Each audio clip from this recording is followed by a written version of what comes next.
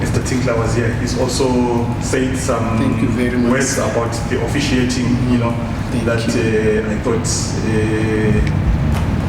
Don't be apologetic. In as much as you're very strong in seeking an opinion on the team performance and result, be as bold in asking about what you saw.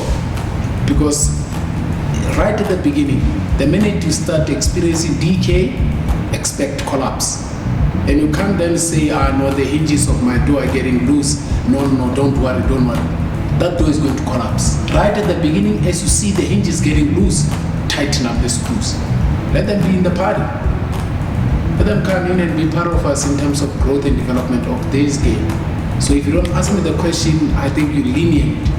And if you ask me the question that is related to what is the reality of the team and all that, I find it to be no, this is truthful, exciting and honest.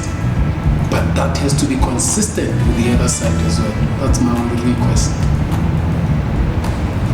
I hope I'm not saying stuff that is not pleasant to see. The issue of officiating, so Mr. Tinkler was here, he called it horrendous. That was his actual word. I'm not good at English, but I think definition of horrendous is not something very pleasant to hear. And I'm therefore saying, if it is our first match at home, I know one does not have to be an alarmist, I'm the last to be. And if a referee comes off the park, and there's no silence, instead there's actually jeers from supporters, it's not nice, man. It's not nice. It reflects on the game as well. So all we're saying is that let it flow, let it be fair, and then we'll see how far we take the product.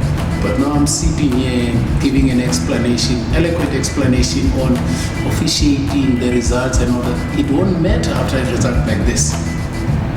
There's a goal that I think was legitimate, that was clear of the line. There's a goal immediately thereafter that was ruled offside, and it was not offside, which only was onside. There's many others. I just mentioned two. And Coach Eric Tinkler, if he says that, I agree with him. But I'm not saying it was horrendous. I agree with Coach Tinkler, but I did not say the referee was horrendous. But I agree with what he says. Coach, the launch of the DSTV games, you mentioned that Swallows is a big team. Yes, sir. And the type of play. Are we at a point where we're trying to get the boys to understand the philosophy and how you want them to play in as far as tempo of the game and otherwise? Thank you with a very matured and polite question, yet very sincere and honest. We would wish to see a team that takes initiative in terms of play. Because in any kind of football, you either give the initiative or you take the initiative. And if you give the initiative, it means you're saying, I'm giving you the ball, I want the space, I want to hit you on a counter-attack. And when you play like that, it comes across as a team that is really reluctant to come up and make the game entertaining and enterprising. We want to be different from giving the initiative. We want to take the initiative and play. Try find a way to be in control of our game so that even our people can understand that, okay, these people are out there to entertain us. However, that has to be accompanied by results. And the process of giving confidence to players to play goes beyond just saying it. It goes beyond just training it. You train it and then go to the match to play it, and then it must play itself out. If it doesn't, you have to be patient with it because players come from a different way of drilling and they are used to certain habits and all that. You'll never get that out of them at once. Even when results are forthcoming, there are moments in a match where you see that, this is not what we had intended to do during training, because any other human being, you'll always want to be something special until something special hits you. And then you go to your default setting, your natural habits, you react the way you are wired. And if our team previously had not been a team that was used to playing fluidly, it would be difficult to get into that. Equally so, if and when someone else would wish to see a team that kicks the ball comes here and finds a team that is playing, he's going to be frustrated because that team would have been wired to play than to kick the ball. So we intend to play than just to kick the ball. That's our intention. And how far is that? Way behind. We have not even moved an inch. We still have a long way to go because it comes along with confidence. But your level of confidence comes from having gone through a test that you passed. Then you become confident that I'm capable of this. Then you start to have the conviction and the belief. So we have not even moved to a stage where we believe entirely in what we are doing because the test has not come out clearly. So it's a hell of a process, but we'll get there. If we were to talk about the time frame, would you measure yourself to say 3 to 4 games, you'll get back into the groove? You never know. You pray that it clicks fast. Even if it looks like there are glimpses of what you want to see happen, you are not guaranteed that it will happen consistently. Because there's going to be moments where you are really challenged and you decide, what I'm trying to do is not giving me the result required. But do you have faith? Are you persistent? Do you have belief? And keep on trying that until it comes out. You have to. And the first person must have that belief and conviction has to be myself and the coaches, so that players can give you that consistently. Just the last one. If we were to talk of mandates, are you having a particular mandate as a coach to say deliver this and that? Any coach in the world will tell you they are just in the environment as the results are forthcoming. Contracts are contracts. You can have a contract, you can stipulate.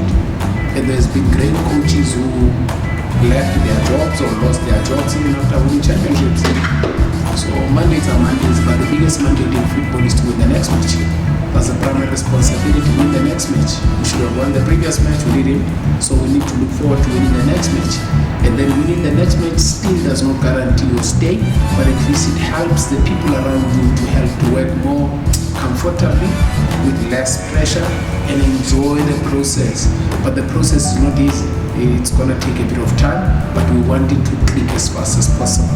And even in adaptation, if you go to maybe surgery, whatever happens, after 6 weeks, that's when we say you're starting to heal and all that. So adaptation is not an instant thing. It takes a bit of time. Did you have the advantage of actually checking if you can argue that suppose goal? Did you have the luxury of saying we can check it immediately with technology? We checked. The match got recorded, even our analysts looked at it. I just came out of them. That's why I'm saying it with belief. Go have a look at the shoulder of the player who gets the ball out of the net, and look at the knee and the foot. In my opinion, then it calls for another question. Do you then say, Steve, we should have VAR? Then that's another question that is likely to be introduced by my debate on the fact that that was a goal. Now, reading the moment, seeing the moment, taking the right decision. So I saw there were a lot of those, even though I strongly believe on a throw-in we could have done better. And also, the energy we saw when they really showed that we are desperate, that we are not playing for time but playing for a goal. To me, that's a positive. It tells you that players respect the game. Players respect supporters. They know that there's a need then to have a sense of agency. Not trying to say when we are still nil-nil, we don't have sense of agency. But reading the moments of the match to me was a plus. And a whole lot of other things in terms of players' fitness. Getting Mango's a few minutes, seeing AJ going through so much, getting a home toe and all that, you start to feel that okay, this team will be better than what I think we are currently. These are all pluses and positives, and the chances we created as well. I think there were moments where Derrick had to make saves and all that. The Van Rijn, the kid who comes from Uppington again, getting his second match and all that, and you see he still plays with some arrogance, right level of arrogance, he's comfortable. Those are all pluses, and these are things you go and mention with players so that they can understand that, listen, in as much as a result is a result, but you also have to look at what is it that you got the positives out of performance. but still remember that the result was not what we needed. Okay, Coach, how would you sum up Hango's performance today, this day? Fighter, as usual. Beautiful free kick that forced Darren Kiet to a save. Those are trademarks of an attacker. The guy smells a goal, wants a goal, looking for spaces and all that. And also the influence he is with the players, a competitive spirit. That's what you want from him, and he fights. That's what you know of Mango. And contrary to, and I think this must kick out of the dressing room quickly. Geniuses will always pose a challenge, not a problem, a challenge. Because geniuses are intelligent. You can't go to a genius and give them a 10 point questionnaire that is the same as you and I and everybody else. A genius will complete that by the time you finish giving the sheet to the last candidate. When you drop the last sheet on the last candidate, the genius is done. What's going to happen to the genius then? You know what happens? He starts to be delinquent. So a genius needs work and special work. Then a genius focuses on what is given, they complete it, and then as the other sheet is given to the last candidate in the classroom, he's busy working his special work. In a classroom, the school I came from, the noisemaker would be given a responsibility to write down noisemakers, and then they are quiet because they have a responsibility. So I don't have a problem with players who are highly gifted. Show me any other person who's highly gifted and still normal. No. Highly gifted people are special, not that they are abnormal, they're special. So you need to give them special responsibilities. And I welcome that, I love that. I've worked in environments where there have been players of unbelievable characters because they're highly gifted. Those are geniuses. And I always say this stupid comment that maybe if you want people who are like modest and all, go to the church, my friend. But if you want people who are bold and out there and saying, I'm brave, you don't find them in humble environments. You'll find them in difficult environments, and those people are cooked. Roy Keane, the upbringing was not an easy one in Ireland. That's why he had a very hard character. It was typical of your African player who comes from hardships. The software is hard. The software is so hard, that's how they are made, they are strong. So it's just that it was covered in a different skin tone, but the character and upbringing was the same as those who come from backgrounds that were harsh and uncompromising. So the character of a person is normally built by where they come from. So you should also understand that the character of a genius is not going to be that of a modest person, timid, humble, and all that. No, these guys are just, so I welcome that, I love that, because these are people who make our team special.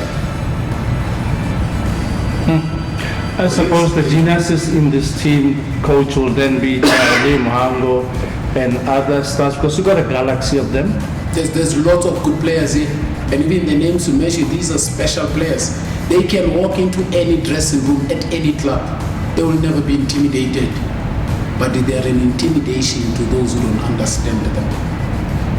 When they walk in, if you have less character or you lack self-esteem, they will intimidate you.